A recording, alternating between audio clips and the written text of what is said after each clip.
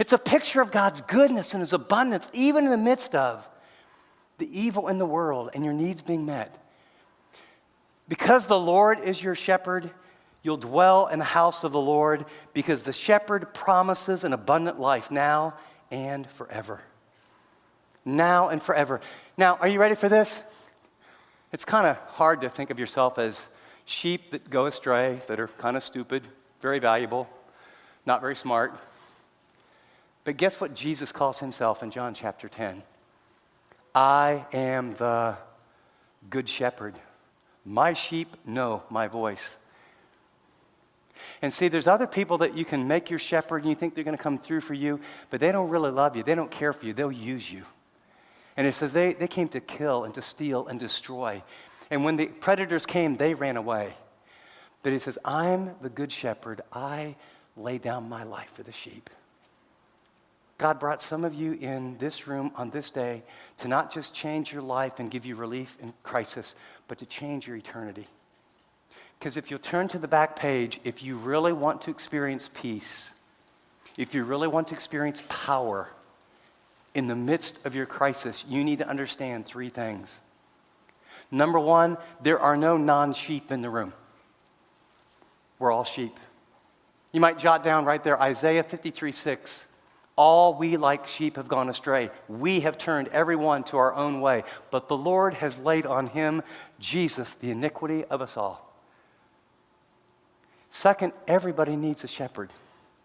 Sheep can't live without a shepherd. You can't live without a shepherd. I mean, you saw the story in the video about Miles. What happened when what held him up inside got removed? He ended up living in a creek.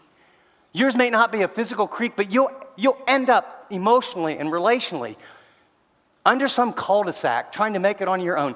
Everybody needs a shepherd. Everyone needs guidance. Everyone needs love. Everyone needs direction. Everyone needs to connect. And finally, you need to understand Jesus wants to be your shepherd. But he's not a shepherd that gives suggestions. He's a shepherd that wants you to walk in a path of righteousness. So he wants to forgive you and love you. God is not some harsh God who's, looking at everything you've done wrong and is down on you. Listen, these are the words of our shepherd. Come to me, all of you who are weary and burdened. Literally, we could use the words stressed out, overwhelmed, don't know what to do. And I will give you rest. Take my yoke upon you and learn from me, for I am gentle and humble in heart. Jesus says, let's get connected here. You'll find rest for your souls. Money doesn't bring rest. Success doesn't bring rest. Finally, finding the right person doesn't rest. Finally, getting married doesn't bring rest. If we can only have children doesn't bring rest. If we only get a second home brings rest. If we only go public brings rest.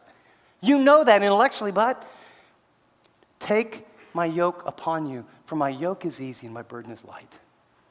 Would you let me, who has unlimited resources, who light and darkness are the same, and who holds and knows the future, would you come and let me connect you, forgive your sin, literally take up residence inside of you, and us walk together all the days of your life so that you could know goodness and love will follow you, literally pursue you. There's no scarcity. God has an abundance. There's plenty of blessing, there's plenty of time, there's plenty of money, there's plenty of resources, there's plenty of people. He longs. This is God's heart. This is what God's like. But you have to get close to the shepherd. For some of you, maybe like me, you believe in God intellectually, or a friend asked you to come, but it was like, well, how does this really work? Jesus made this invitation, and I remember after rejecting God, rejecting Christ, rejecting the church, and having no idea about how all this worked, I realized Jesus wanted to be my shepherd and forgive me and lead my life.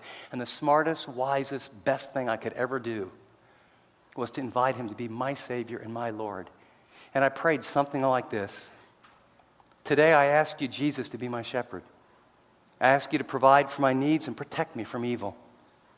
I take you up on your promise of an abundant life. I ask you to forgive my sins and let me dwell in your house forever. Today I surrender my life to your wise and good leadership. Make me the person you want me to be. Some people would call that getting saved. The Bible might call it getting born again. Jesus says, I want you to be mine, and I invite you to have a relationship with me and to walk with me and let me be your shepherd.